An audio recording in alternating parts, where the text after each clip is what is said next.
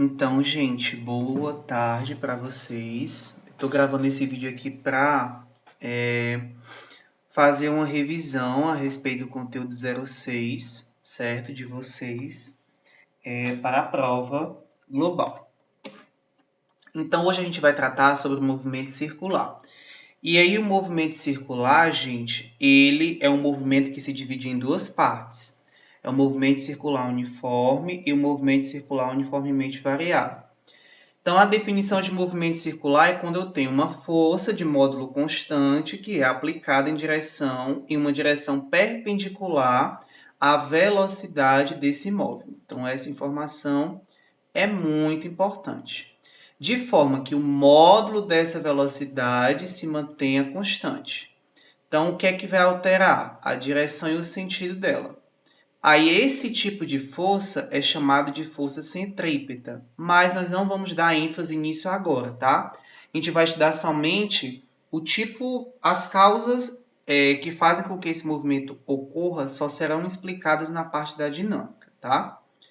Então a gente tem aqui um círculo, esse círculo tem um raio R, nesse raio R eu tenho velocidades, tá? E essas velocidades são velocidades perpendiculares, tá? Ao raio, consequentemente.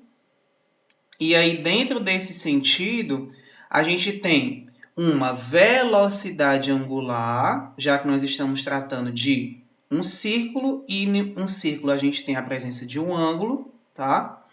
E aí a gente tem o nosso ΔS, onde esse ΔS corresponde ao deslocamento. Então, é como se a gente pegasse esse pedaço, tornasse-o reto para saber o valor do comprimento dele, certo? Dentro disso, a gente tem um objeto que está realizando um movimento circular uniforme. Por quê? Porque essa velocidade ela é constante.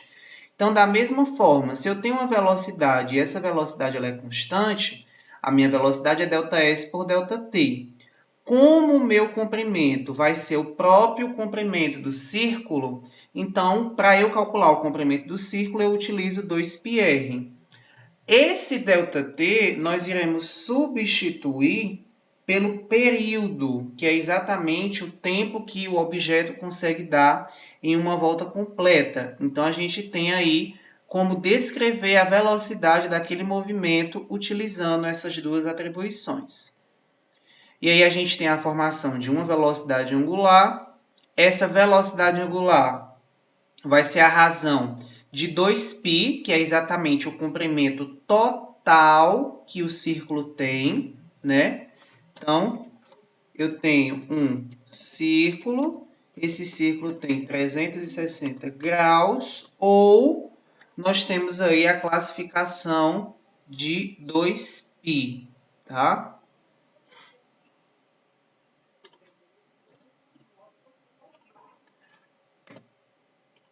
Então, a gente tem essa classificação. E aí, lembrando a vocês que T corresponde ao período, que é quando o objeto dá uma volta completa. Então, quando o objeto dá uma volta completa, a gente tem isso aí.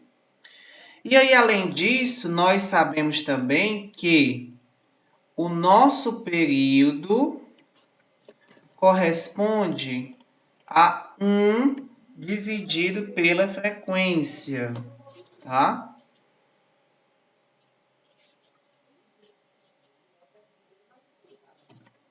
Então, 1 dividido pela frequência, onde, se eu tenho 2π sobre t, consequentemente, eu tenho também 2πf. Então, aí duas formas para eu calcular a minha velocidade angular.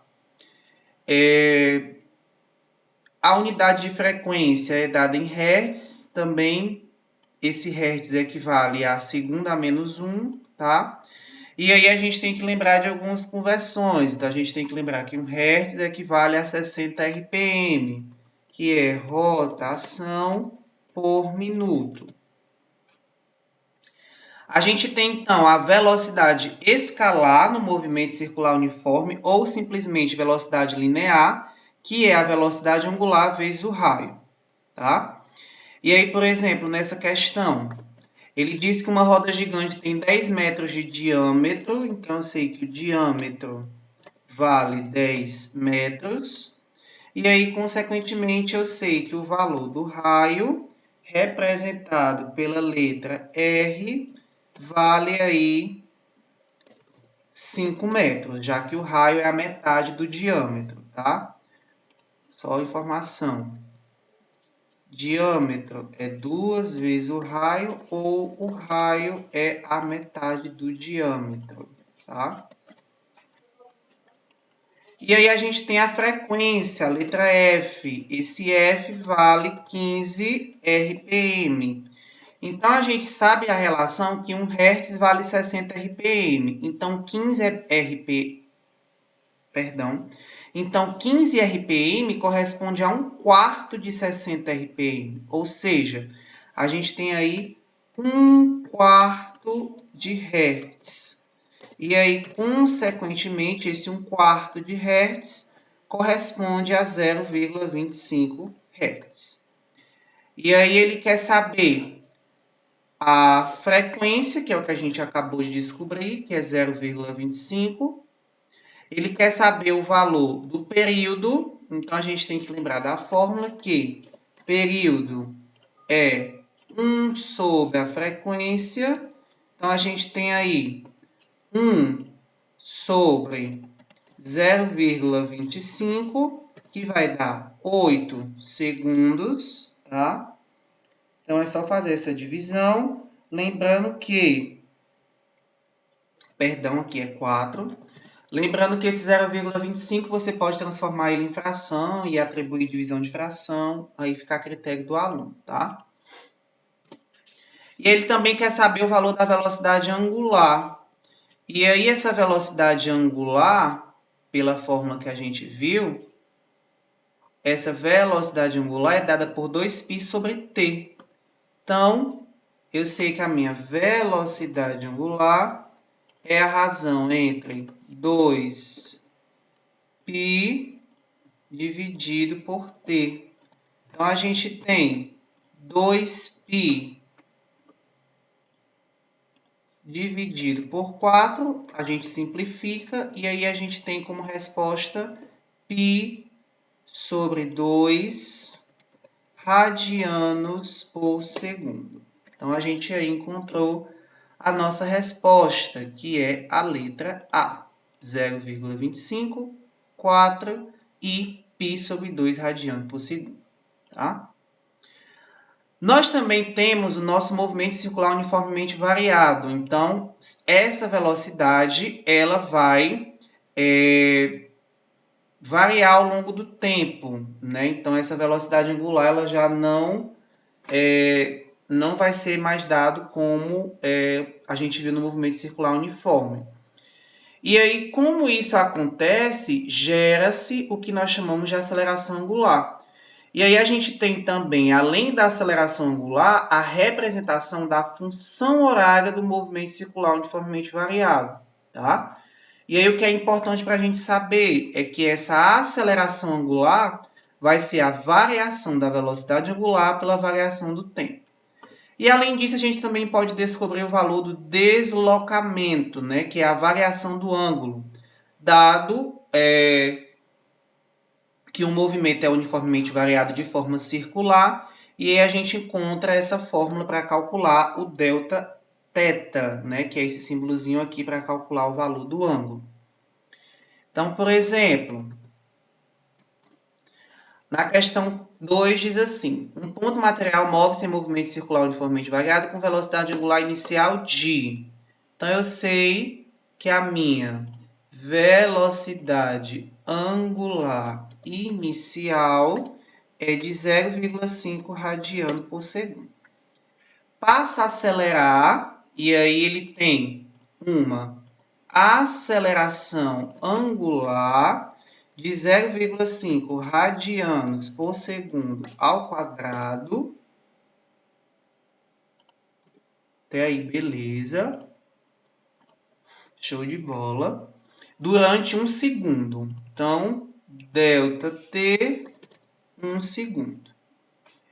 Ele descreve que esse raio que é o nosso R, corresponde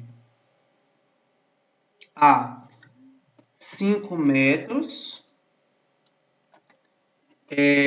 Diz que a velocidade angular desse ponto ao final do tempo de 1 segundo e o deslocamento angular sofrido é respectivamente. Então, a gente vai se basear nesse 1 segundo para fazer os nossos cálculos.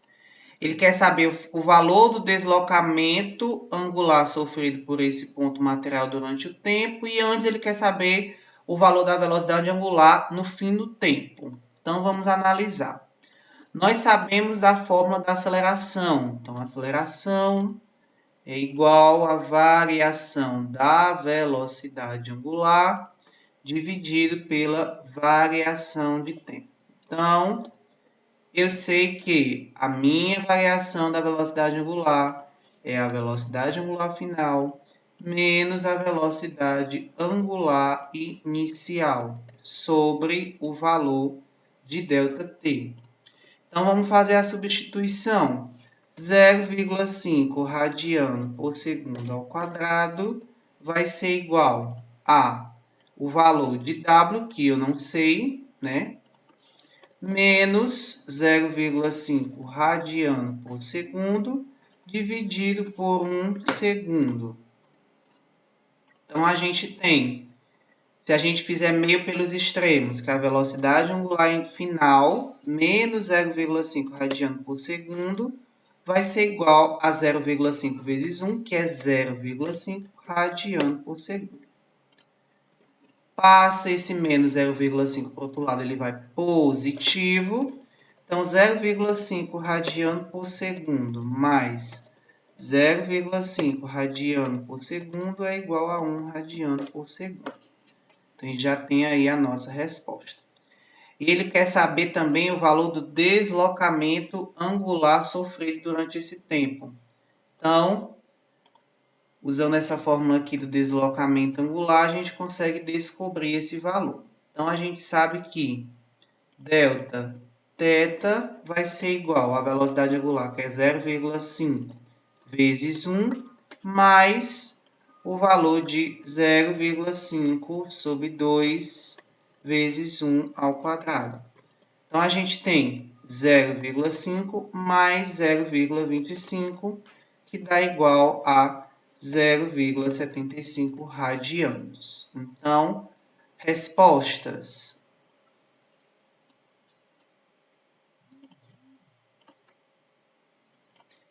A gente tem 1 radiano, 0,75, que corresponde à nossa letra C.